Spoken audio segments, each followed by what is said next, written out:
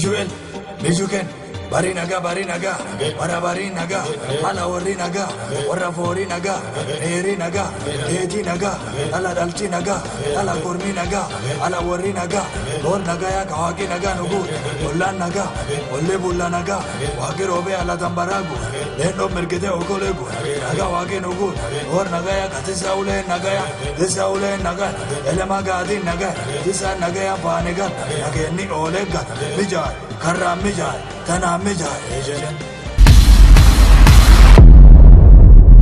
Harka fuune daawwattootaaf dhaggeeffattoota Qaanqee Show sagantaan Qaanqee Show torbaniin kan isiniif dhiyaatu kanarraa qabadhee gama keessan dhufeera. Sagantaa har'aa qopheessuun kan isinii wajjin jiru ana Habtaamuu Lamuuti. Sagantaa har'aatti utuu hin darbin dura ilmaan Oromoo lubbuun isaanii rasaasa wayyaaneetiin darbe torban kana keessa Waaqayyoon lubbuu isaanii kan jannataa nuuf haa godhu maatii isaaniif ilmaan Oromoo bakka jiran jajjabina guddaa akka kennuuf hawwii kooti.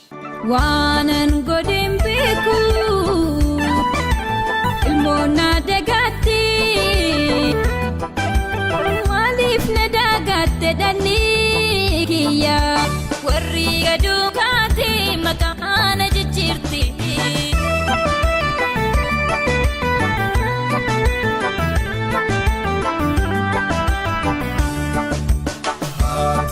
Rambosi la fagangalate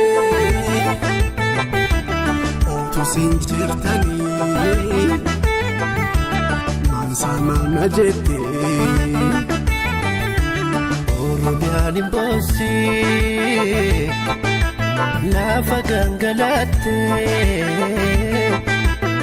otu dalegabu sama majete Ega malli mali mi adale ku mi manna malte jarrenatti dolte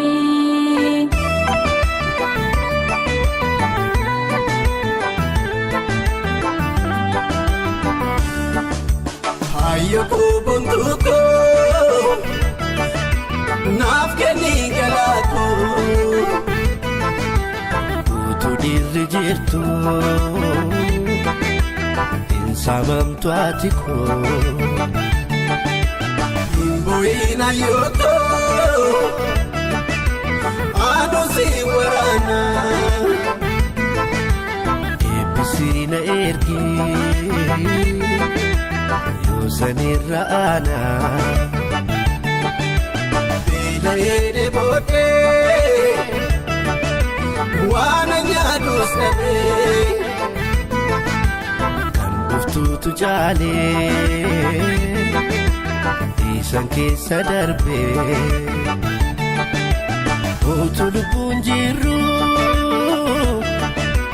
maqaan jijjiirrattu kan finfinne gabbaa Olutin dabartu kan finfinne gabba Olutin dabartu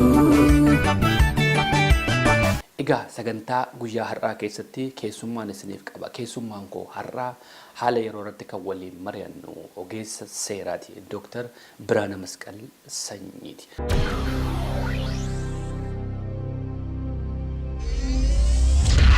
Egaa wayyaaneen yeroo ammaa kana akkuma namicha boolla waraabessaa seene sana ta'aa jirti. Bar tokko jedhantu namichatu waraabessaaf oolmaa guddaa oolee waraabessa du'arraa hambise. Innaan waraabessi gammadee baay'ee gammadee namicha kana bira dhaqee hedduun si galateeffadhaa garuu maaloo waan tokko oolmaa tokkoon si gaafadhaa jedheen akkaminnaan akkati du'arraa na hambiste maatiin koo akka baraniif hin dhaqee maatii kooti wajjin wal si barsiisa maaloo kottuu jedhee namicha fudhatee gara waraabessaa hoomaa isaanii gidduu dhaqe.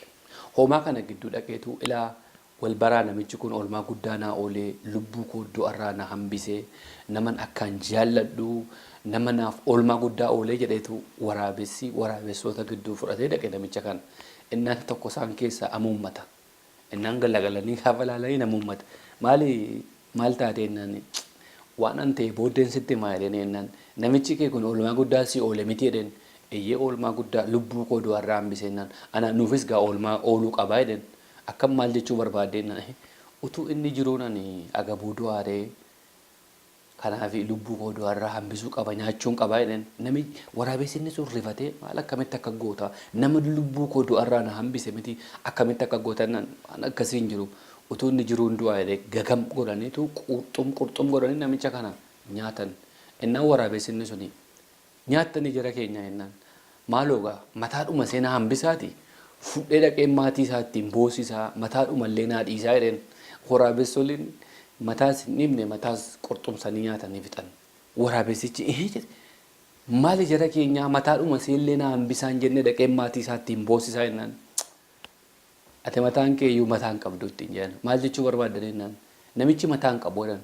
akkam jennaan silaatuu mataa qabaatee boolla si wajjin seenaa mataa waan hin qabaanneef as dhufe.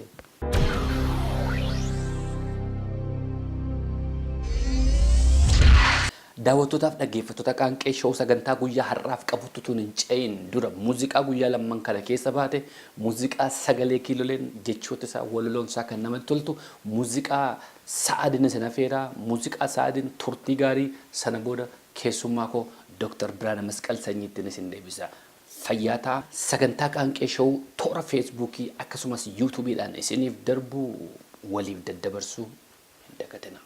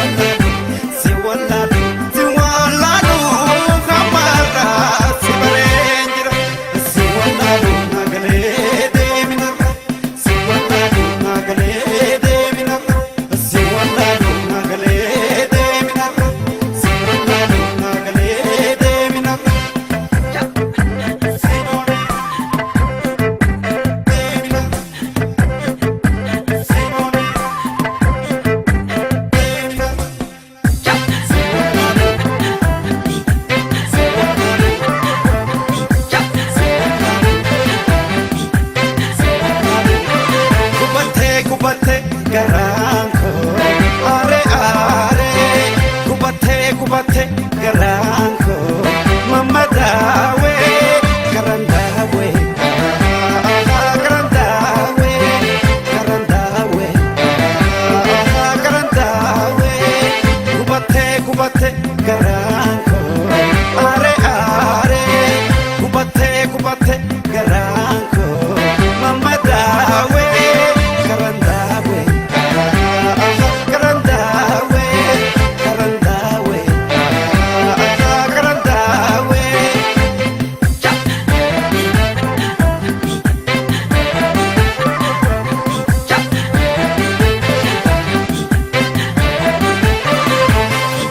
kalenan korre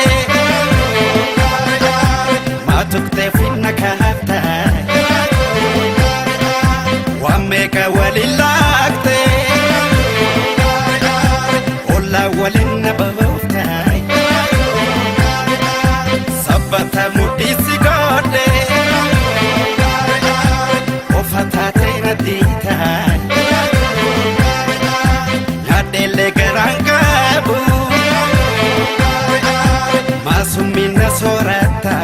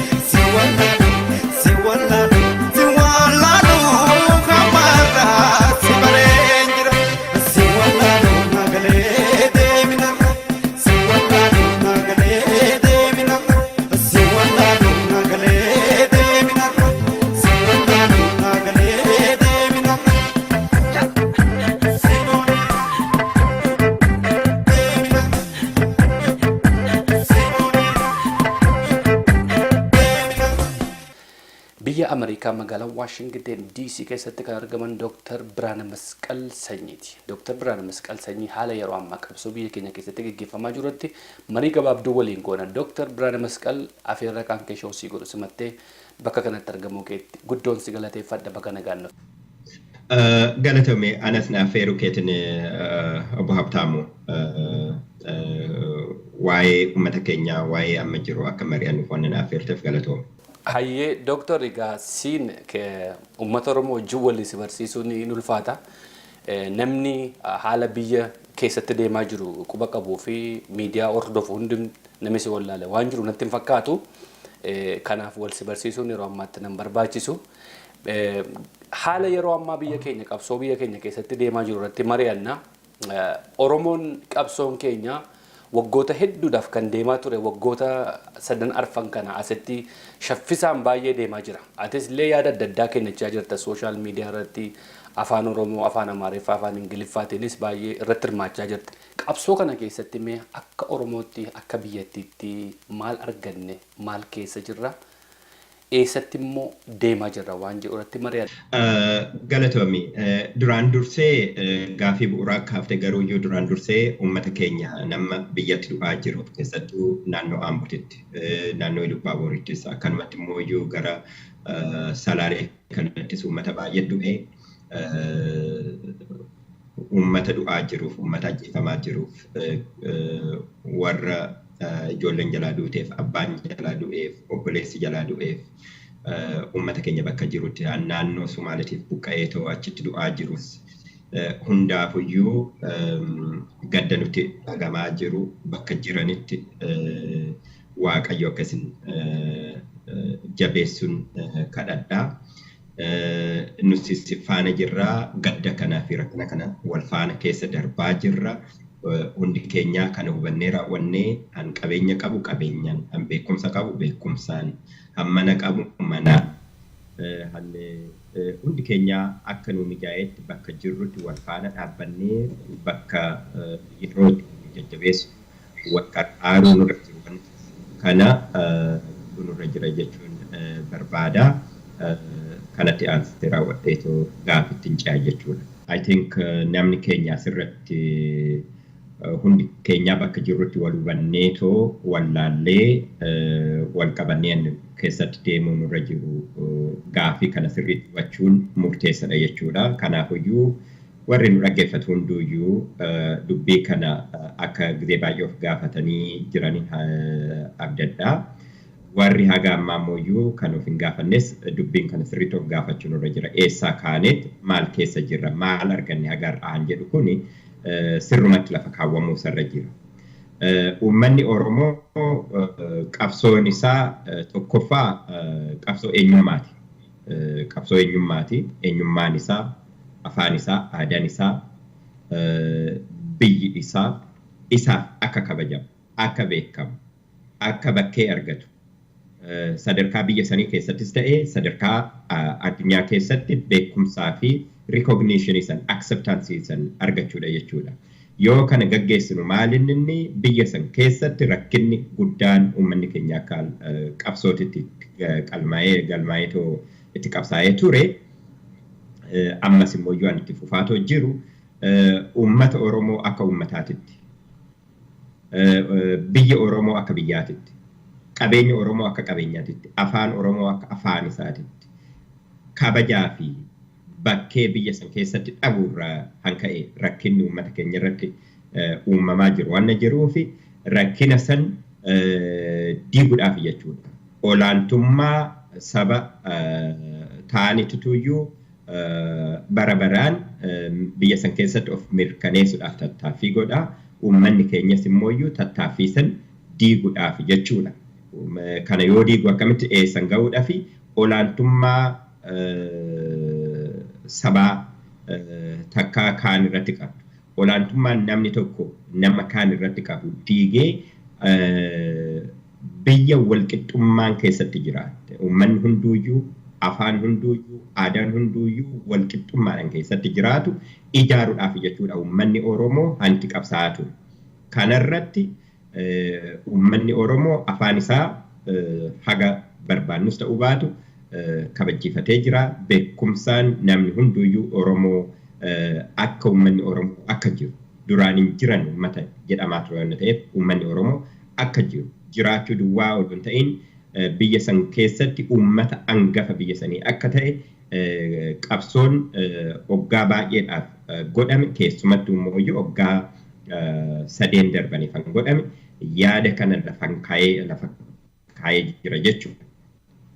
Kana yoo jennu maal jechuudha uummanni keenya akkaataa amma jiru kanarratti gaafin isaa qabsoon isaa biyya san keessatti walqixxummaa uummata kaanii ol of godhuudhaaf miti Oromoon qabsaa'aa jiru. Uummata kaan cunqursuudhaaf miti Oromoon qabsaa'aa jiru. Kaleessa sabni tuun akkana goote nus mooyyuu taraan keenya boru jedhee raawwateetoo bakka uummata cunqursaa ta'ee of baasuudhaaf odoo hin ta'in biyya san keessatti uummata keenya duwwaa odoo hin ta'in uummanni kunuyyuu akka wal qixxeedhaan wal kabajee wal faana jiraatu sirna sabni bicuun sabni xiqqishuun ofii ishiitii fi nama ishii hundaa ol gootee qabeenya namaa saamtee biyya namaa saamtee uummata Oromoo biyya dhabsiisuudhaaf tattaaffii godhamu kana dura dhaabbatee ofirraa mormaa jira. Gaafin kun biyya keessattis biyya alaatittis uummanni keenya naannoo mara amantiidhaan odoo addaan hin qoodamin siyaasaadhaan yookaan poolitikaadhaan odoo addaan hin qoodamin naannoodhaan odoo addaan hin qoodamin dubbii kanarratti walii galee jira jechuudha. Kanarratti wanni akka bu'uuraatitti akka injifannoo guddaatitti lafa kaawwamuu danda'u afaan Ingiliffaatiin political community tokko taanee jira jechuudha. Uummata siyaasawaa tokko taanee jira jechuudha. Uummanni keenya wal hubatee Hararii haga Wallaggaatitti, Walloo haga Booranaatitti hundi isaatuyyuu akka jirutti Shawaa, Wallaga, Jimma, Ilubaaboor, Baale, Arsii, Harar, Boorana, Gujii odoon jedhin naannoo maraawiyyuu uummanni keenya wal hubatee raawwateetu gaafin isaa tokko ta'uu afaan tokkoon yaada tokkoon warra keessaa barate duwwaa odoo ta'in akka durii ijoollee baratan duwwaa odoo ta'in akka durii qotee bulaan keenya beekan keenya wallaalan keenya hambaadiyyaa jiru hamagaala jiru gaafiiwwan kanarratti walii galee raawwateetu gaafin Oromoo maal akka ta'an lafa walii irratti galamuun injifannoo guddaadha jechuudha. Kanarratti ammas uummanni keenya yoo dubbii kana fuulduratti deemuudhaan kanarraa ijarraa buqqifachuu isarra hin jiru qalbii isaatis kanarratti xiyyeeffatee raawwatee halkanii guyyaa irratti hojjechuu isarra jira. eenyummaa isaati irratti afaan isaati irratti eenyummaa isaati irratti yoo jennu naannoo Oromiyaatitti Oromoon ijoollee isaatiif ofii isaatiif of bulchuun hanma gaafii keessa seenne amma achi namni tokko gaafii keessa seensifne. Oromoon lafa isaatii fi qabeenya lafa isaatirra jiru irratti abbaa biyyaa abbaa qabeenya sanii akka ta'e mirkaneessuudhaaf uummanni keenya akka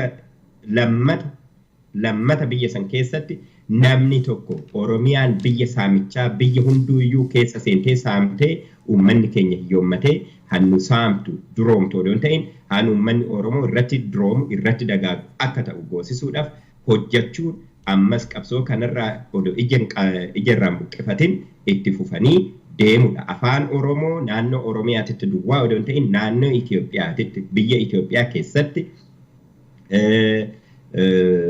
biyya Itoophiyaa san immooyyuu dhaabbolee akka embaasii biyya adda addaatitti hojjetan keessatti afaan Oromoo afaan hojjaa akka ta'u hojjechuun wal ijaaranii kan irratti xiyyeeffatanii hojjechuun gaafii warri irratti hunduu yoo walii galeef kuni wanna guddaa akka ta'e kana sadeen biyya irrattis abbaa ta'uudha. Abbaa of bulchuudhaan lafa ofiitii fi qabeenya ofiitii irrattis abbaa ta'uudhaaf afaan isaa ofiitiif itti fayyadamuudhaaf inni duraa dursee jiru nama keenya ajjeecha fi hidhaarraa buqqisuurraa balleessuurraa dhaabuu ofirratti loluu ofirratti dhaabbachuu namni keenya wal ijaaree akka sirna gadaa duriititti dhaabbolee gadaa keessattuu sirna foollee deebisee ijaaree raawwateetu bakka jirutti wal ijaareetu wal tiksuu beektota isaa kabachiisuu warra leadership isaa hooggantoota isaa kabachiisuu jaarsolee biyyaa isaa kabachiisuu abboolee amantii kabachiisuu abboolee diinagdee warra daldala keessa jiran qabeenyi daldaltoonni Oromoo humna Oromooti. Oromoon isaan cinaa dhaabbachuu isaanirra jira. Isarra jira isaan Oromoo cinaa dhaabbachuu isaanirra jira walirraa tiksanii wal faana uummanni keenya wal ijaaree wal kabachiisuu namni biraa biyya biraatitti wal ijaartee dhuftee uummata keenya irratti akka roorrifne godhuudha jechuudha. Inni bu'uuraa tokko. Kanaafuyyuu qabsoon kuni akkaataa amma jiru kanatti uummanni keenya biyya isaa akka dhuunfatu karoora tokko daandii tokko haga tokko deemamee jira. Odoo siyaasadhaan addaan hin bahin odoo amantiidhaan addaan hin bahin odoo naannoodhaan addaan hin bahin kana itti fufuudha jechuudha. Kuni galma guddaadhaan yaadan akkanatti wal hubatanii xiqqaa fi guddaan beekaa fi wallaalan amantiidhaan odoo addaan hin qoddamin siyaasadhaan odoo addaan hin qoddamin naannoodhaan odoo addaan hin qoddamin afaanum haasa'uun illee Amaariffa haasa'u Oromiffa haasa'u biyya alaatis ba'ee Ingiliffa haasa'u biyya Tigraay keessa uummanni raayyaa bal'aan amma achi keessa jira. Uummanni sunis gaafiin isaa gaafii Oromooti. Uummanni Walloo uummata Oromooti. Gaafiin isaa gaafii Oromooti. Afaan Oromoo am haasa'uu dadhabuu danda'anii garuuyyuu gaafiin Oromoon uummanni Oromiyaa keessa jiru kaasu gaafii isaanis akka ta'e hubachaa deemee isa duwwaa osoo hin ta'in immoo boodatti deemnee haasofnaa gaafiin kun immoo gaafuma Oromoo duwwaa odoo hin ta'in gaafota uummata biyya san keessa jiranii sabaaf sablammoota biyya san keessa jiranii akka ta'e hubachuu nurra jira jechuudha. Kuni siyaasaa biyya sanii keessatti hojjaa guddaadha. An biyya alaatis an biyya keessattis mootummaan gurguddoonis mootummaan xixiqqoonis an biyya addunyaan kuni qabsoo uummanni Oromoo biyya san keessatti godhaa jiru baay'isanii haasanii xiqqeessanii haasanii malee hundaafuyyuu galee jira. Kanarratti immoo nus ijaarramnee hojjechuu nurra jira jechuudha. Kanuma jedhuu barbaada gaafii kanarratti. Ayya hedduu galatoomi Dooktar. Mee gaaffiin kun seenin taantu qabsoo kana keessatti wanti arganne yookiis immoo wanti gufuu qabsoo kanarratti ta'aa jiran maal faatu jira jettee yaadda? Gufuun qabsoo kanarratti ta'aa jiru akkuma uummanni Oromoo gaaffiiwwan asii olitti kaafne kana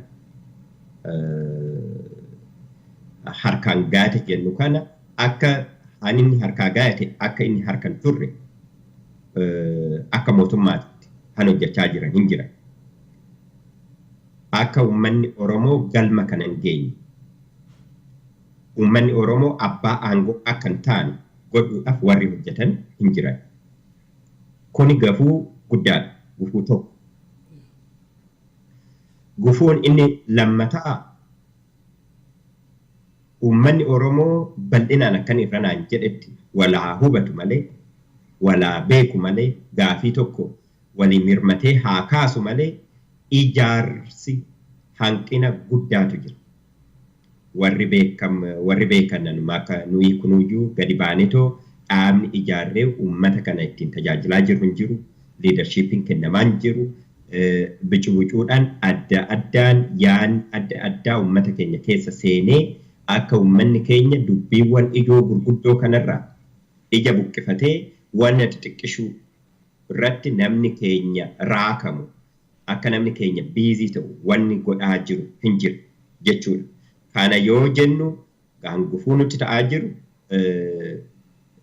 han alaa dubbannee jira. Jarri kun warri uummata keenya irratti qabeenya keenya irratti xiyyeeffatanii hojjetan. Warri saba keenya ijoollee keenya akka gabraatitti ergataniitoo nu hiyyoomsuu barbaadan han hojjetan akkuma ta'an jiraniitoo uummatuma keenya keessatti immoo irranatti amantiidhaan naannoodhaan politikaadhaan uummanni keenya addaan qoddama akka hin qabne yoon himallee uummanni warri alagaa uummata keenya addaan qoqqooduu barbaadan ammas siyaasatti fayyadamanii addaan nu qoqqooduudhaaf akka yaadaa jiran torban lamaan darbe kana keessatti arginee jira. Ammas inni haala nama jedhu kun baay'ee mul'atu amantiidhaan addaan nu qooduudhaaf hojjechuun isaanii hin hafu. Uummanni keenya kanarratti gufuu gurguddaa uummata keenya keessa amantii adda addaa uummata hordofutu jira. Waaqeffataa hin jira, Kiristaanaa hin jira, Islaamaa hin jira. Amantiiwwan kanaan uummanni keenya addaan bahee akka wal nyaatu goosisuudhaaf warri diinaa hojjechuun isaanii hin hafu. Garuuyyuu amma kan itti fayyadamaa jiran garaagartummaa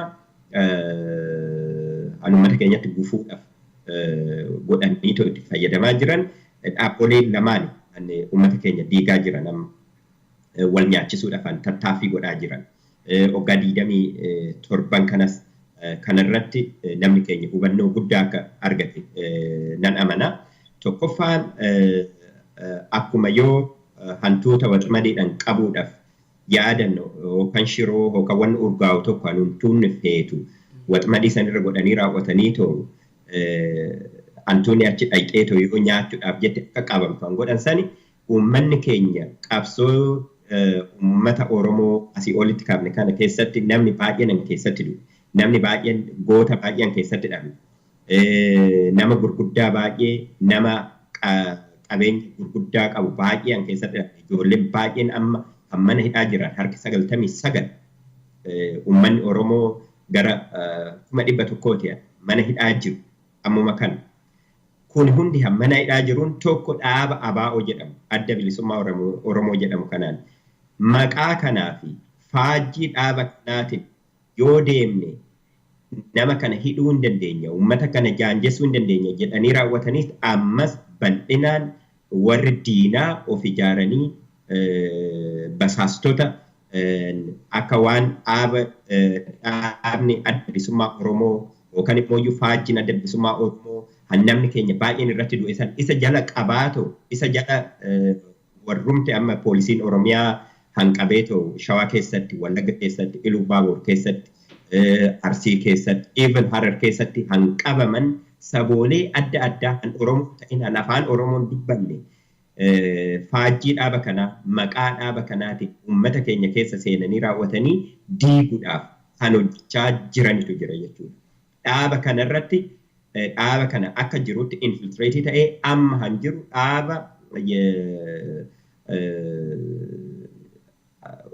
dhaaba mootummaa basaastuu mootummaati malee dhaabni kun akka dhaabatitti amma hin jiru jedhee amanna baay'een keenya.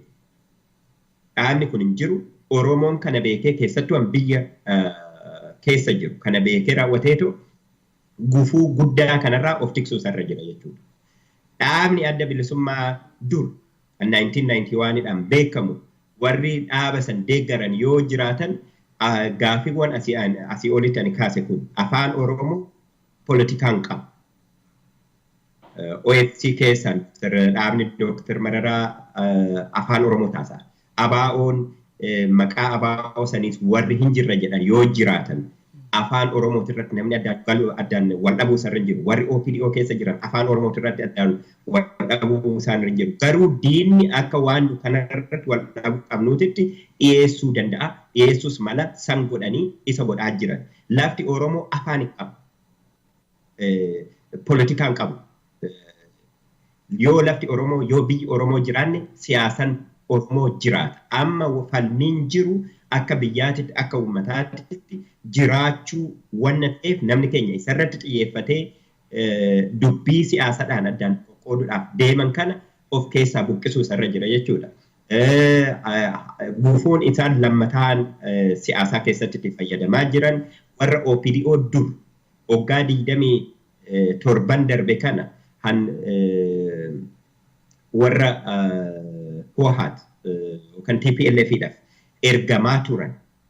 Isaan uummata keenya ajjechisiisaa turan. Garaa isaaniitiif jechaan uummata keenya gurguratan. Nyaatanii buluudhaaf jechaan uummata keenya nyaatan. Uummata keenya hiyyoomsan. Uummata keenya balleessan. Ammas wanna nyaatanitti kennanii mana isinii kennina.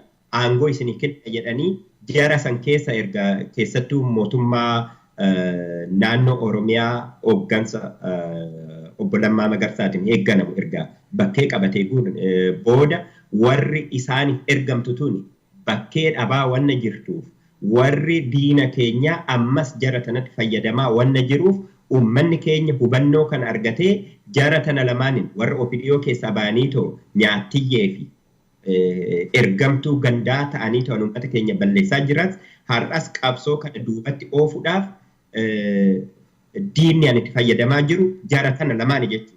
Kana lamaan irraa uummanni keenya of tiksuu sarra jira. Of tiksuu sodoof bichaa odoo hin ta'in of keessaa buqqisaa deemudha. Akkuma waggaa 3 darbe kana keessatti basaastota of keessaa buqqise. Akkuma waggaa 3 darbe kana keessatti ijaarsa siyaasaa uummata keenya akka silmiititti dhiiga xuuxaa ture ofirraa buqqise. Kanas of keessaa buqqisuudhaaf hojjechuu isarra jira jechuudha. Inni sadaffaa gufuu guddaan an uummata keenyatti ta'aa jiru uummata keenya keessa namni saba biraa sablammoonni Itoophiyaa keessa adda addaa uummata Oromoo hedduu hin jiran. Gaafiin uummata Oromoo gaafii poolisii gaafii seeraan istiraakcharii jijjiiranii raawwataniitoo sirna kana diiganii raawwataniitoo sirna uummata Oromoodhaaf ta'u ijaaruuti malee sabaaf sablammoota Oromoo keessa jiran sabaaf sablammoota Oromoodhaan ala jiran irratti wal loluu miti. Uummanni keenya qabsoon isaan irratti hundaa'ee jiru. Garuuyyuu warri diinaa kuni gaafii sirnaa siistamii biyya san keessa jiru ijaarsa mootummaa biyya san keessa jiru ijaarsa cunqursaa ijaarsa abbaa irree kana ofirraa diiguudhaaf qabsoo uummanni keenya godhaa jiru kana akka waan gaafiin keenya kuni sabaaf sablammoota kaan wajjin wal lolchiisu gitee kaan immoo uummata Gaambeellaa Beenishaangul bichaa guyyuma guyyaa dhalaata diina nu uumaa jiran jechuudha warri diinaa kuni gufuun irra nuti ta'uu danda'a. Kanaafuu manni keenya akkuma haga maatittuyyuu hundaayyuu danda'ee raawwatee qabsoo kana fuulduratti oofuu danda'e namni keenya moorgamnaa'ee abshaala ta'ee raawwateetoo wal ijaaree raawwateetoo karoora diinni ittiin deemu kana ofirraa diigee raawwateetoo itti dammaqeetoo qabsoon keenya qabsoo uummata kaan irratti odoo hin ta'in sabaaf sablammoota kaan irratti odoo hin ta'in mootummaa uummata keenya cunqursaa jiru kana irratti akka ta'e hubattamee raawwateetoo isarratti fookasii godhuu nurra jira jechuudha. Kanaafuyyuu rakkinni qabsoo keenyaa nuti ta'aa jiru jennee lafa kaa'uu nurra jiru boodarraa kana ni jedhaa tokko ummata saba keenya keessa jiruu fi saba keenya ala jiru wajjiniin wal nu dhabsiisuu duula walitti bansiisuu tasgabbii dhabsiisanii raawwatanii ta'u ummata keenya xalaata itti baay'isuu diina itti baay'isuudha tokko jechuudha. Lammataan hanan duratti jedhe sababa siyaasatiin addaan qoodanii sababa amantaatiin addaan qoodanii yoo danda'an naannoodhaanis addaan nu qoodanii naawwatanii wal nu nyaachisuudhaaf wanna hojjechuu danda'aniif kanarrattis uummanni keenya beektonni keenya dargaggoon keenya jaarsa biyyaa keenya warri naggaatonni keenya warri daldala keessa jiran barattoonni keenya hunduuyyuu dammaqanii raawwatanii ta'u karoora kanaan yoo diinni dhufe balbala itti cufaa deemudha jechuudha. Hanamma isaan itti mokkoraa jiran uummata keenya wal nyaachisuudhaaf itti mokkoraa jiran uummata keenya tasgabbii dhoofsisuudhaaf itti mokkoraa jiran dhaaba ABO jedhamuu fi dhaaba warra OPDO keessaa ari'amte ergamtoota fi nyaatiyyeewwan sanirratti fayyadamanii waan ta'eef uummanni keenya kanarratti dammaqaa jira. Poolisiin Oromiyaatis kanarratti dammaqee hojjechaa jira. Uummanni hunduuyyuu bakka jirutti kanarratti dammaqee hojjechuu isarra jira jechuudha. Sadaffaan gufuu guddaan sirna kana waan ta'eef sirna kanarratti qabsaa'uudha jechuudha. Sirna kanarratti qabsaa'uu yoo jennu wanna lama akka of keessaa qabu namni keenya dagachuu isarra hin jiru. Tokkoffaa sirna kana jijjiiranii raawwatanii aangoo uummata keenyarraa biyya keenyarraa nama keenyarraa akka maddu godhuudha. Biyya san dhuunfatanii istiraakcharii amma mootummaan amma jiru itti fayyadamu kana han qabeenya keenyan han beekumsa keenyan qabeenya uummata Oromootiin ijaarame instituutiinoonni dhaabboleen mootummaa dhaabboleen adda addaa han siyaasaa han diinagdee han aadaa hunduuyyuu han ijaaraman biyya san keessa jiran qabeenya uummata Oromootiin magaalonni achi jiran Finfinnee dabalatee qabeenya uummata Oromooti warra ijaarame yoo ta'eef kana dhuunfachuudhaaf malee irraa dheessuudhaaf akka hin taane uummanni keenya hubatee raawwateetoo achi keessatti naqamee raawwateetoo instituutiinoota mootummaa kanaan ofii godhateetoo biyya isaanii biyya walqixxummaa biyya wal kabajaa namni keessa jiraatu biyya olaantummaa seeratiin bulan malee olaantummaa saba bicuutiin biyya ittiin bulle godhuudhaaf hojjechuu isarra jira jechuudha. Kana gurguddaan gufuun guddaan kana sadeen jechuudha. Kana irratti xiyyeeffachuun barbaachisaa natti fakkaata. Hayya ulfaadhu Dooktar hedduu si galateeffadha. Bal'inaan nu kennaa jirta. Anis kanaaf gaaffii hedduu siif hin qabu. Waan ansi gaafachuu barbaadan hundumaa na deebisaa jirta walitti qabuudhaan waan ta'e mee qabsoon kun egaa heddumminaan kan inni biyyattii keessatti gaggeeffamaa jiru naannoo Oromiyaati. Qabsoon kun bal'atee sabaaf sablamoota biraa biratti akka gahu akkuma yeroo darbe waggaa darbe naannoo kibbaa keessatti jalqabee ture hin dhaamsanii naannoo Amaaraa keessatti sal tokko tokko mul'ata deebi'ees hin qabbanaa. Qabsoon kun gara fuula duraatti maal ta'uu qaba? Oromoon akka qabsoo kan akka qabsoo biyyaalessaa gochuudhaaf maal gochuu qaba?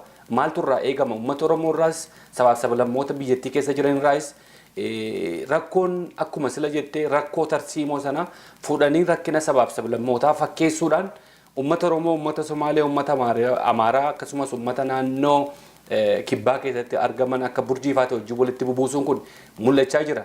Kana fuuldura dhaabbachuudhaaf Oromoon maal gochuu qaba? Qabsoon kun kan biyyattii akka ta'uudhaafis maal irratti hojjechuu qabu? Galatoomii Habtaamu kun gaafii bu'uuraa gaafii isa eessaa kaaneet eessarra jirraa maal keessa jirra hin jennu yoo ilaalle eessa deemna hin jedhu san deebisuu hin dandeenyu gaafii kana rogaan qabatamaadhaan yaannee hubannee keessa fi alashii barree yoo gaafii amma ati kaafte kana deebisuu dandeenya jechuudha. Akkamitti gaafii Oromoo irratti gaafne san gaafii abbaa biyyummaa, gaafii abbaa aangummaa, gaafii abbaa qabeenya biyya keenyaa ta'uu, gaafii walqixxummaa, gaafii olaantummaa seeraa biyya san keessatti mirkaneessuudhaaf jennu sana han bakkaan ga'uu dandeenyu naannoo Oromoo duwwaatti yoo qabsoofnee miti. Uummanni Oromoo duwwaan adda isaa yoo qabsaa'ee miti. Dhugaadha uummanni Oromoo biyya san keessatti uummata guddaadha. Kanaafuu qabsoo kana dura taa'eetoo haga ammaatittuyyuu waggaa 3 kana keessatti qabsoo kun akka biyya addunyaatitti biyya san keessatti sabni hunduu akka baru godhuun isaa maaliif akka dhaabbatu maaliif akka qabsaa'aa jiru hubachiisuuf danda'uun isaa guddaa ta'ee odoo hin jiru garuuyyuu qabsoo kana naashinaal qabsoo godhuun irra jira jechuudha. Qabsoo biyya san keessatti uummanni hunduu itti hirmaatu goosisuudhaaf uummanni Oromoo dura bu'ee raawwatee ta'u liidarshiippii kennee aangoo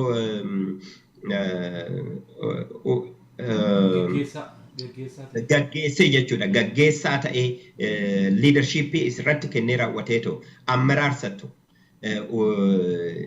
viizhiniin yookaan mul'anni uummata keenyaa maal akka ta'e saba kaan barsiisee sabni kun akkanumatti na dhufee na haa qarqaaru jedhee mana taa'ee ta'u eeguu dhiisee raawwatee ta'u saba kaanis gara ijaaruutti deemuun irra jira jechuudha. Of ijaaruu cimsuun akkuma jirutti ta'ee hanan irra na jedhe sanitti of ijaaruu dhabuun gufuu keenya guddaa tokko hanan jedhe akkuma jirutti ta'ee nama kaan immooyyuu uummata kaan immooyyuu ijaarree raawwannee maaliif akka qabsaa jirru maaliif akka dhaabbachaa jirru uummata kaanittis himnee afaan isaaniin galuuf yaada isaanii akka galutti itti himnee raawwannee uummata kaan of duuba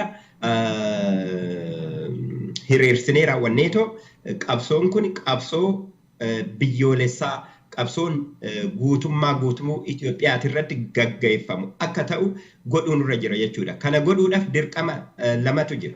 Tokkoffaa interestii keenya kun fe'ii keenya national interestii keenya yoo nu namni uummanni Oromoo naannuma Oromoo duwwaa irratti wanna qabsaa'u ta'ee ta'u bakka kaanitti warri diina keenyaa hanamma irranaa ga'e nu cunqursaa jirtu kun bakka kaanitti yoo faataa argatte uummata keenya ajjeesuudhaaf uummata keenya balleessuudhaaf irratti qophaa'aa irratti deemaa diina nutti baay'isaa akka deemaa jiranuyyuu hin beekna hin argina. Kanaafuu ajandaa isaanii kana garagalchinee raawwannee uummanni amma nufaan akka waan rakkina qabutti fakkaatee raawwatee gara Sumaaleedhaan nurratti doorsisan kana gara Gaambeellaatiin gara Beenishaangulliin gara Burjii ati jette kanaan naannoo adda addaatiin even uummata nu keessa jiru nurratti kakaasuudhaaf isaan hojjetan kana kooziin kun naashinaal koozii akka ta'e uummanni kun akka hubatu goosisuun dirqama keenya jechuudha. Interestii keenya jechuudha. Jarri kunis immooyyuu uummata Oromoo duuba dhufanii to'an hiriiruu fi qarqaaruu nu faana dhaabbachuu isaan irra jiruuf rakkinni Oromoo irra gahaa jiru kun isaan irras gahaa jira. Olaantummaan seeraa yoo mirkanaa'e malee uummanni akkanumatti sabni bicuun sabni xiqqoon nama isheetii fi qawwee itti hiitee aangoo itti kennitee uummata kaan ajjeechisiisuun buqqisuun sodaachisuun mana hidhaatitti rakkisuun biyyaa baasuun hundumarraa gahaa jira Oromoo irratti baay'eedha malee. Kanaafuyyuu sabni Amaaratis ta'ee sabni Tigreetis ta'ee sabumti hunduuyyuu kana keessatti olaantummaan seeraa akka biyya san keessatti mirkanaa'uuf fe'ii hin qaba kana uummatatti ibsuudha jechuudha. Olaantummaa seeraa olaantummaa walqixxummaa uummataa biyya san keessatti mirkaneessuudhaaf uummanni keenya eega qabsaa'aa jiraate kuni gaafii uummata hundaati. Olaantummaa saba bicuu amma jirtu tana diiguudhaaf hunduu fe'iin qaba jechuudha. Kanaafuu kuni common visionidha yookaan mul'ata waliigalaati jechuudha. Kana saba kaanitti himuun barbaachisaadha jechuudha. Qabeenya lafaati irratti lafni baay'inaan saamamaa jiru naannoo Oromootitti haa ta'u malee naannoo Gaambeellatti saamamaa jira, naannoo Beenishaangulitti saamamaa jira, naannoo Amaaraatti saamamaa jira, naannoo Affaaritti saamamaa jira, even naannoo Somaaliitti saamamaa jira. Saamicha lafaa kana hanna lafaa kana akka dhaabbatu goosisuudhaaf gaafiin kun gaafii uummatoota Oromoo duwwaa bichaa odoo hin ta'in uummatoota Itoophiyaa hundaayyuu ilaalu waan ta'eef kanarratti sabaaf sablammoota kaan ijaaranii warraaqsanii uummanni kun akka dammaqu goosisuudhaaf uummanni keenya qeerroon keenya beekan keenya dirqama qabna jechuudha. Gadi baanee maaliif nu mirmanne jennee teenyee balaaleffachuu odoo hin ta'in uummata kana akka uummata guddaatitti akka uummata utubaa biyya sanii ta'ee jiraatutti uummanni keenya bakka giddugaleessa qabaatee raawwatee ta'u liidarshiippii kennee gaggeessee ta'u qabsoo kana gaggeessee galmaan gahuu isarra jira jechuudha. Biyya san keessatti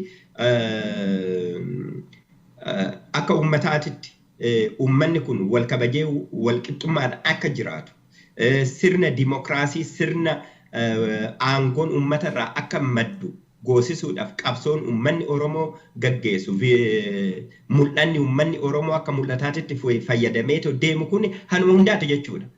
Naannoo Oromiyaa duwwaa irratti aangoon uummatarraa maddee naannoo Amaaraatti irratti aangoon uummatarraa madduu baate dhaabni xiqqishuun dhaabni saamtuun nama ajjeeftu wal ijaartee raawwattee biyya kaan mashuun ooltu jechuudha. Yoo uummatarraa aangoon waan maddu ta'e mooyyuu uummanni nagaan jiraachuu barbaada. Biyyuma hundattuuyyuu uummanni wal faana rakkina hin qabu. Kuni gaafii uummata hundaati jechuudha. Naannoo biyya san keessatti biyya Itoophiyaa san keessatti. Biyya sanis immooyyuu han ijaare Oromoo ta'uun uummanni keenya hubatee raawwatee ta'u haga har'aatitti isaaniitti du'e naannoon biyya kanaa han ijaaramte. Biyyi kun han dhaabbatte qabeenya uummata Oromooti irratti gootota Oromootiin dhaabbatte beektota uummata Oromootiin dhaabbatte akka seenaadhaan dabsanii raawwatanii uummata keenya seenaa dhoowwatan akka hattuu fi abshaalli takka aangoo uummata keenya irraa fudhatte isa dhiifnee raawwannee Xaaliyaan irraa calqabe biyyarraa diina ari'eeto Ogaadenitti han du'e biyya san daangaa biyya sanii kabachiisuudhaaf Eertiraatti han du'e Tigreetti han du'e gootota Oromoo ta'uu hubannee raawwanneeto biyyi kun dhiiga ijoollee keenyatiin dhaabbatee gammaatittis. Qabeenyi kunis akkuma durranatti jedhe qabeenya uummata Oromooti. Biyyi kun akka wal faana jiraatu fedhii uummata Oromooti, intirestii uummata Oromooti. Amma jarri tuni warri diinaatu biyya nu dhabsiisaa jiran. Har'uma kana akkuma yaadattu ijoolleen Oromoo naannoo Sumaalee deemaniitoo mana barumsaa barachuu akkaataan hin dandeenye uumamee jira. Uummanni 100,000 ol naannoo Sumaalee keessaa buqqa'ee uummanni Oromoo akka waggaa meeqaatama gizee Haayila Sillaasee, gizee Minilik, gizee Dargii uummanni nagaan jiraachaa ba'e. Hojjaa diinni keenya nurratti hojjeteen uummanni keenya qa'ee isaatirraa buqqa'ee jira jechuudha. Uummanni buqqa'ee yoo jennu buqqa'uu xiqqishuu miti. Abdaarii isaatiitu buqqa'e, qabeenya isaatiitu buqqa'e, qa'ee isaatiitu buqqa'e, namummaa isaatiitu buqqa'e, ollaa isaatiitu buqqa'e, biyya dhabsiisaa, biyya nu dhabsiisaa jiran jechuudha. Kanaafuu namni keenya hubatee raawwateetu naannoo marattuyyuu warra akkanatti kinoo nama wal dhabsiisaa isaan hedduudhaan qawwee fi hidhannoo qabaachuu duwwaadhaan uummata keenya raakaa jiran kana viizhinii kana mul'ata kana naashinaalaayizii godhee raawwateetoo biyya san keessatti fuundarti oofuu han danda'u dura bu'ee raawwateetoo liidarshiippii yookaan ammaraara han kennuu danda'u gaggeessuu han danda'u uummata Oromoo ta'uun hubatee namni keenya wal qaree wal ijaaree kanarratti xiyyeeffachuu isarra jira jechuudha. Biyya keessatti duwwaa odoo hin ta'in immooyyuu addunyaa keessatti rakkinni biyya keessa jiru kun maal akka ta'e barsiisuun deeggarsa adda addaa biyyoolee addunyaatirraa dhaabbolee addunyaatirraa argannee uummanni keenya akka cimaa deemu goosisuun dirqama keenya jechuudha. Mana teenyee Ameerikaan maaliif nu qarqaarre? Mana teenyee Awurooppaan maaliif nu qarqaarre? Mana teenyee biyyooleen adda addaa maaliif nu qarqaarre jennee koomii fi ofitti aaruu dhiifnee raawwannee wal ijaarree harkaan wal qabannee raawwanneetoo han beekumsa qabu beekumsaan han ganzaba qabu ganzabaan han nama walitti fiduu danda'u qunnamtii nama ijaaruu nama walitti harkisuu namni danda'u gadi baanee raawwanneetoo nama keenya ijaaruu erga of cimsinee booda mooyyuu sabaaf sablammoota kaan ijaarree raawwannee biyya san dhuunfachuu nurra jira jechuudha. Tigree irraa waa baruu nurra jira. Tigreen biyya san akka ishiin feetutti bulfachuudhaaf dhaaba Ihaadig jedhamu kana han dhaabde. Uummata Oromoo xaqqamuufi miti, uummata Amaaraa xaqqamuufi miti, uummata Dabuubii jiru xaqqabuu akka fayyaduufi miti. Ofii ishiitiif itti fayyadamuuf akka isaan ijaarte uummanni keenya waggaa 27 darbe argee jira jechuudha. Amma nu akka warreen Tigree nama kaan irratti olaantummaa saba ishii ijaaruudhaaf goote san goona jechaati miti nan jiru. Garuu karoorri isaan ittiin deeman sun uummata walqixxummaadhaaf ijaarree, uummata olaantummaa seeratiif ijaarree, uummata biyya san keessa jiru san hundaayyuu madda aangoo goonee biyya dimokiraatawaa ijaaruudhaaf nu saba kaan of bira dabarree saba kaan ijaaruu yaada kennuu fi akkaataa itti ijaaraman itti himuu dirqama keenya jechuudha. Sabni kunis immoo warri afaan Oromootiin kana dhagaan yookaan afaan Amaarifaatitti jijjiiranii ta'u kana dhaga'uu danda'an interview amma nu goonu kana dhaga'uu danda'an uummanni Oromoo isinirraa balaaleffannaa qabu. Uummanni Oromoo sirna jiru kanarratti qabsaa'aa jira malee walqixxummaa uummatoota biyya san jiruuf qabsaa'aa jira malee abbaa biyyummaa uummata biyya san jiruuf qabsaa'aa jira malee uummata kaan of keessaa dhiibuudhaaf yookaan naannoo isaa dhaqee dhiibuudhaaf miti. Kanaafuyyuu dubbii kana bakka jirtanitti hubattanii raawwattanii ta'u akka uummata Oromoo duuka dhaabbattan akka uummata Oromoo wajjin neetworkii gootan akka uummata Oromoo deeggartan isin gaafachuun barbaada jechuudha. Ayyee Dr. Biraana Masqal Sanyii hedduun si galateeffadha.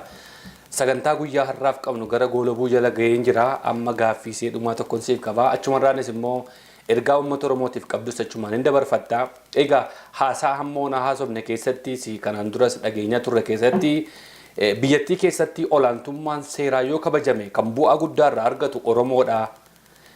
Akkasumas immoo federeeshiniidhaan sabaaf sablammootaa wajjin jiraachuudhaafis sana keessatti bu'aa guddaan intirestii guddaan namni qabu Oromoodha. Sababiin isaas kaabarraan kibbarraan baarraan giddugaleessaan Oromoon sabaaf sablammoota daangaarraa hin qabne hin jiraatu.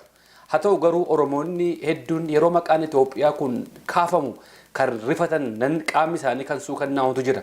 Mee kanaaf akkamittiin gara fuula duraatti sirreeffamee Oromoon federeeshinii haaraa dhufu kana wajjin bultiidhaan akkasumas olaantummaan seeraa biyyattii keessatti kabajamu irratti hirmaachuu qaba ergaa keessa dhumaa kanarratti tunuu golabdee baay'inatti tolaa ulfaadhu Dr. Thank you, Habtamu Galatomi. Kunis gaafii qabsoon uummanni Oromoo godhaa ture keessatti bakka dogoggorri itti uumamee dogoggora uumame san irraa kan ka'e rakkinni kun deddeebi'ee ka'a. Gaafiin uummata Oromoo gaafii eenyummaatii fi gaafii abbaa biyyummaati. Uummanni Oromoo maqaa Itoophiyaa jedhu kana faana rakkina hin qabu. Sirna Itoophiyaa san keessatti uummata Oromoo cunqursu wajjiniin rakkinni inni qabu. Kanaafuu sirna jijjiiruudha malee biyya jijjiiruu miti, biyya diiguu miti qabsoon uummanni Oromoo yeddu galeessaan irratti jiru jechuudha. Maqaan Itoophiyaa jedhamu kunis immoo han Tigreen baaftee miti, han Amaarri baaftee miti, han Oromoon baasee miti. Maqaan Itoophiyaa jedhamu kun maqumti isaatu han ba'e nama Giriikitiin. Warra Giriik warra fuulli isaanii gurraacha yookaan fuulli isaanii gubate jedhanii raawwatanii maqaa Itoophiyaa jedhu kana baasanii maxaafa qulqulluu keessatti ittiin fayyadamanii biyyi warri poolitikaa keessa jiran biyya san keessatti maqaa san itti fayyadamuu itti fufanii raawwatanii maqaa Itoophiyaa jennu kana itti fayyadamaa ture. Warri Giriik immoo maqaa Itoophiyaa jedhu kanaan hambaasanii bakka afaan Hibruutiin uummata Kush jedhamu Old Testament yookaan immoo Buluy Kidaan afaan Amaariffaatiin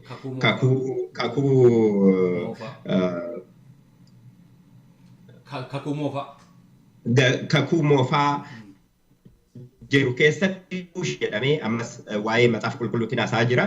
Achi keessatti uummata Kush, uummata Oromoon achi keessaa uummata hangafaan itti ta'e jechuudha. Maqaa uummata saniiti. Maqaa Itoophiyaan ittiin jijjiirame kun maqaa Kush jedhu sani jechuudha. Maqaa uummata Oromoo wajjin wal qunnamtii qabu malee maqaa kana faana uummanni keenya rakkina hin qabu jechuudha. Maqaa kana faana rakkina akka itti wanna qabutti fakkeessani tokkoffaa sirnoonni biyya san keessatti of ijaarte uummanni keenya akka biyya san jibbu godhuurraa kan ka'e. Lammaffaan immoo warriin siyaasaa Oromoo ijaaran dogoggoranii raawwatanii kana sirriitti lafa kaa'uu dhabuurraa uummanni keenya ragaa yookaan beekumsa gahaa akka hin argannee fi akka maqaarratti wal lolaa oolu fakkeessanii raawwatanii rakkina han uuman malee uummanni keenya maqaa Itoophiyaa jedhu kanarratti rakkina hin qabu.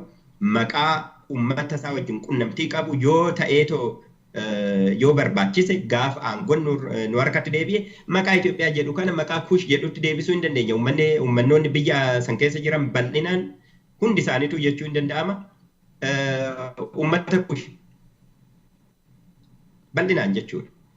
Uummanni bakka biraatii dhufne jedhanuyyuu yoo gadi qabatamee qoratame afaan isaanii jijjiirame malee uummata Kush baay'een isaanii amma isa keessa seennee kamtu uummata Kushii kamtu uummata Kushiiti miti an jedhu isa haasa'uun amma nurra hin jiru. Garuu rakkina maqaa Itoophiyaa jedhamu safaan hin qabnu jechuudha. Kuni qabatama tokko. Qabatamni lammaffaan hanan duratti jedhe san uummanni qabeenyi maqaa biyya kanaatiin maqaa Itoophiyaatiin ijaarame kun keenya ta'uu dhiisuu nurra hin jiru. Biyyumti kunuyyuu yoo diigame qabeenya biyya kanaatii fi maqaa biyya kanaa handhaaluu isarra jiru uummata Oromooti. Embaasonni qabeenyi international organization membershipin adda addaa maqaa Itoophiyaa kanaan jiru Oromootti darbuu isarra jira malee saba bicuu xiqqishuutti darbuu isarra hin jiru. Qabeenya keenyatti ijaarame, dhiiga gootota keenyatiin ijaarame, beekumsa uummata keenyatiin ijaarame biyyi kun. Qabeenyi kun biyyumti kunuyyuu haa diigamu jechaatii miidhaan jiru. Biyyi kunuyyuu yoo humna keenyaa ol ta'eetu diigame akkuma Raashiyaan Soviet Union yoo diigamu qabeenya Soviet Union hin jiru sani biyyi Raashiyaa jedhamtu tuni akka dhaalte sanitti warri irraa fodhoqan wanna dhaalan hin qaban. Hundaayyuu qabeenya Soviet Union jiru handhaale Raashiyaan. Yoo biyyi kun addaan bibittinnaa'e qabeenya biyya kanaa handhaaluu nurra jiru, abbaa itti ta'uu nurra jiru nuyi jechuudha. San immooyyuu saamuu nurra jira jenneeti miti. Qabeenya nama keenyaati, qabeenya uummata keenyaati, uummanni keenya irratti du'e, aangoonni keenya irratti du'e, beekan keenya irratti du'e. Kana hubachuu danda'uu nurra jira jechuudha. Maqaadhaan wal loluu miti dubbiin ishee. Dubbiin ishee intrastii uummata keenyaa akkamitti eegnadha. Kanaafuyyuu biyya kanarratti abboomurratti biyya kanarratti abbaa biyyaa abbaa warraa fi of keessa seensisuu isarra hin jiru. Dogoggorri kanaan dura godhame keessaa uummanni keenya akka jirutti bahuu isarra jira jechuudha. Suni dogoggora uummata keenya irratti godhame. Sadaffaa uummanni keenya uummata guddaadha. Biyya san keessatti hanundaayyuu walitti qabee jiru. Biyya san keessatti utubaa fi maagara ta'eetu han jiru. Uummata Oromooti. Uummanni Oromoo yoo hin jiraanne biyyi sun jiraachuu hin danda'u. Kanaafuyyuu uummata biyya san jiraachisuun intrastii uummata Oromooti jechuudha. Saba kaan irratti amma qabeenya of harkaa waan hin qabneef hacuuccamne waan jennuuf xiqqeessinee yaanna. Boru garuuyyuu yoo abbaa aangoo taane, yoo abbaa biyyaa taane, yoo nu burqaa seeraa yoo taane, burqaa walqixxummaa olaantummaan seeraa yoo jiraate biyya san keessatti sabaaf sablammoota san keessatti dhaqeetoo hanna gadateetoo keenya argaa jiru. Uummata keenya bal'inaan. Qabeenya keenya namni keenya guddaadha. Nu wanna biyya san keessatti sodaa nu qabnu. Warra humnaanis dhuftu sodaachuu nurra jiru. Nama kaanis immoo wal faana jiraachuudhaaf sodaan qabnu. Aadaa keenyallee miti sodaan. Uummata goota, uummata of beeku, uummata maal akka ta'u beeku. Kanaafuyyuu wal ijaarsuu fi wal faana dhaabbachuu duwwaatu nu hafe malee uummata biyya kana keessatti namoota biyya san keessa jiran hundaayyuu walqixxummaadhaan bulchuun dirqama keenya akka ta'e hubannee raawwannee ta'u isaaf of qopheessuu nurra jira jechuudha. Aangoodhaaf biyya sanirratti abbaa aangoo ta'uudhaaf, abbaa biyyaa ta'uudhaaf, abbaa biyya seera irratti baafannee raawwannee ta'u akka nu jennetti walqixxummaadhaan hacuucuudhaaf odoo hin ta'in, saba isaan yarsuudhaaf odoo hin ta'in, xinneessuudhaaf odoo hin ta'in akka hojjechaa jirru sabni kun akka hubatu. Sabni keenya akka hubatu saba kaanis immooyyuu kana hubachiifnee raawwannee biyya kanaaf tokkummaa biyya kanaatiif haga har'aatitti san dhaabbatte Oromoodhaani ammas dhaabuu nurra jira jechuudha. afraffaa asirratti namni keenya bakka jiru tan hundaatu himuu isarra jiru ummatoota sabaaf sablammoota adda addaa ummata keenya keessa jiraachaa jiran Tigree miti ummata keenya keessa tursiisaa ture. Sabni keenya ummanni keenya nama ofitti qabee waan of faana jiraachisu danda'uufi ilmoo namaa jedha namaan nama waliin dabarsu afaan fe'ee haasa'u malkiin isaa fe'ee haa ta'u gurraacha haa ta'u diimaa haa ta'u nama waliin dabarsu afaan amaariffaa haasa'u tigirfaa haasa'u nama waliin dabarsu ummanni keenya haan ummata keenya keessa seenaa jiraachaa turaniif wataaddarri Tigree isaan eegatii miti har'a han fakkeessaa jiran garuuyyuu warri Hoowaat keessa jirani akka isaan ummata keenya keessatti sabaaf sablammoota kaan eegaa jiran fakkeessanii raawwataniit ummata keenya bulguu godhaniitoo nama kaanitti simaa jiranii addunyaatti simaa jiranii sirna badaa maqaa keenya balleessuudhaaf diinni hojjetu kana fashaleessuu nurra jira gadi baanee dubbachuu nurra jira bakka jirrutti akkuma ati amma kinoo shootana dhiyeessitee raawwateetoo tattaaffii gootu kana bakka baay'eetti namni baay'een wal qarqaaree yookaan sumaayyuu qarqaaree raawwateetoo sagaleen keenya baay'achuu isarra jira jechuudha. Sagalee ummata miiliyoona 50ti. Kanaafuu namni keenya bakka jirutti walitti hidhamee walitti wanni ta'e raawwateetoo namni adda jiraachuu akka hin dandeenye. Ani politikaa keessa hin jiru, ani maalii keessa hin jiru san dhiisee raawwatee ummanni Sumaalee keessaa buqqa'ee ummanni 100,000 suni politikaa keessa hin jiru. Garuu dadhabbinni ummata Oromoo naannoo Oromoo jiru ifa waan ta'eef ummata naannoo Sumaalee keessaa yoo buqqa'u ummanni keenya dhaqqabuuf hin dandeenye neeraa walitti guruu bira dhayne. Ijoolleen keenya har'a naannoo Sumaalee dhaqanii hin baratan jechuun du'a.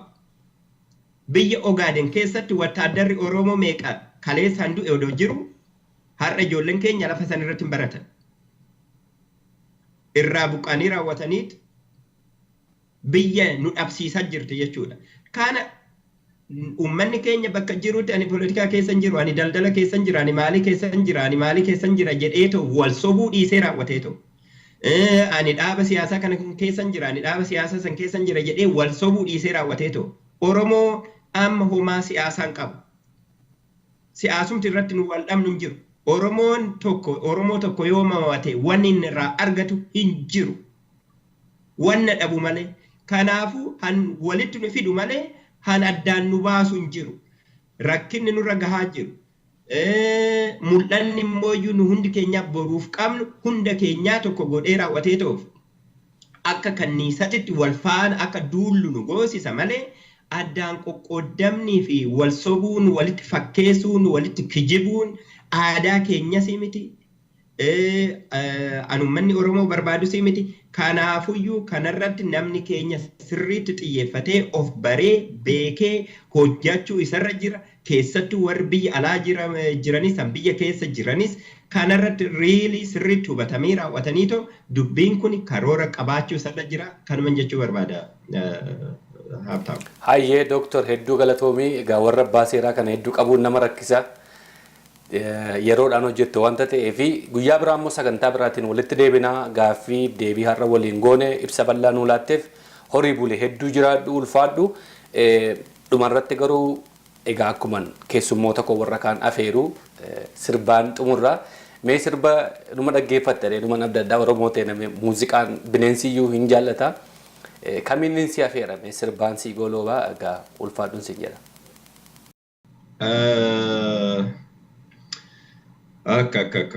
Mee jaambo jootee na Afrika. Isa haaraa Yan isa haaraasan. Karaa dagaarree. Ayyee. Daawwattootaaf dhaggeeffattoota qaanqee showuu wallee jaamboo jootee isa booddana kana bee Dooktar Biraana Masqal Sanyii sana afeereera. Egaa Dooktar nagaatti jiraadhu horii bulii ulfaadhu wallee Dooktarin isin afeerettiin isin dabarsa. Tolaan farda bitee colleen taane malee odoo akka namaa silaa kaatabanne Umaan rabbii keenya sirnaaf gadaa qabna keeraaf seeraan bulla hamtuun goonee kalee cubbuu yaanne malee biyyoo biyya baa'oo fi yoo jiraan kootu duwwaan uffatu Umaan bulta waaqatti maaliif bakka waalaa dhabdeeyyatti biyyoo biyya baa'oo fi yoo jiraan kotuu du'an uffatu Umaan bulta waaqatti maaliif bakka waalaa dhabdeeyyatti Gegeera ruulaata jiru deegaatana jirtu yaa jarana mal walii goonare kamtuu meeqaan dabre rabbarraan nu ga'e kiyya korommiin jillee akki garaan taane akki barraan ollee bulanii laalanii rabbiin lolanii jetteere ataabooree ergalaaf tabbaal mattiin dabarre akkamittan callisaa teetu nu gahuuf deemtee egeree jetteere ataabooree ergalaaf tabbaal mattiin dabarre akkamittan callisaa teetu nu gahuuf deemtee egeree Qoricha dubbattu salphiftuu jaraattu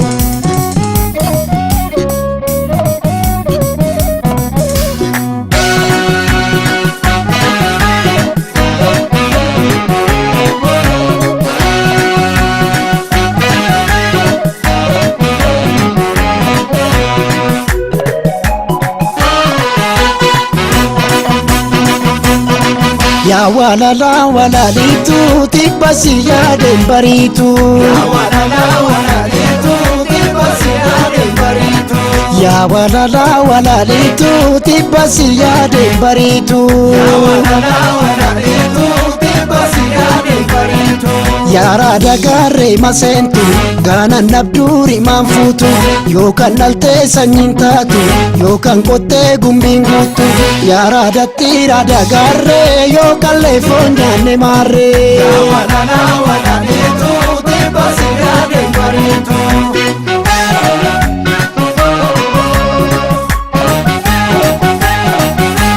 Ada bajiga ya bashatu dirti gajechu barte firagan sabantatu Ada bajiga ya bashatu dirti gajechu barte firagan sabantatu Ada bajiga ya bashatu dirti gajechu barte firagan sabantatu Ada bajiga ya bashatu dirti gajechu barte firagan sabantatu Malo ya baye malo ya buko bekta kangarako sitti abdachuko walirratti duuna gallis walumaani jaalalti qixxeedha maali adarani jaarsilooni neegu dhimma marrachiisa ambarana mooji sinna kakachiisa yabaate jarree walitti kaate yabaate dubbititti jabaate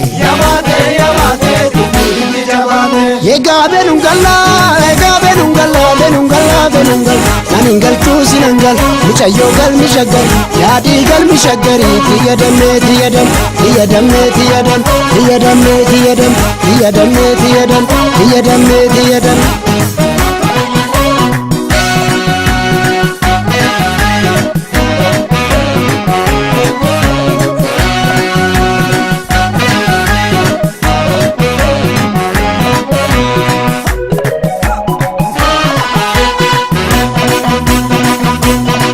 Ya walala walalitu tibasi ya dembaritu Ya walala walalitu tibasi ya dembaritu Ya walala walalitu tibasi ya dembaritu Ya walala walalitu tibasi ya dembaritu Yona suma gadilalu gange madfi kumayati Yonsi jede duwe mali boke nile na majeti Yomu siladu tinolu sende lola dirinjilu Ya walala walalitu tibasi ya dembaritu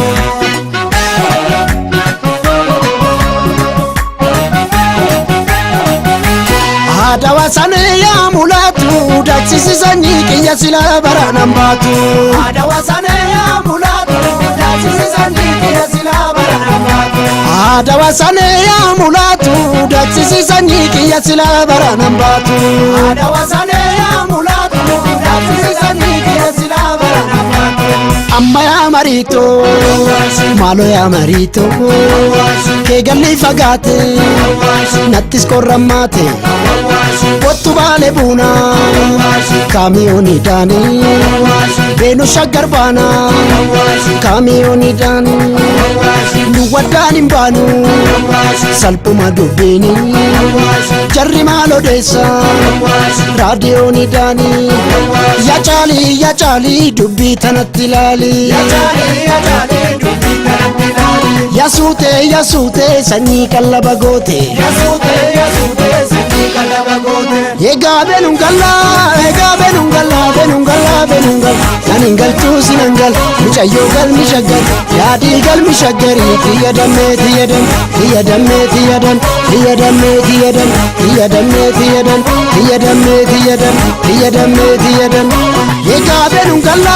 egaa benungalla nanin galtuu sinangal mucayyoo galmi shaggar yaadii galmi shaggarii tiyyadan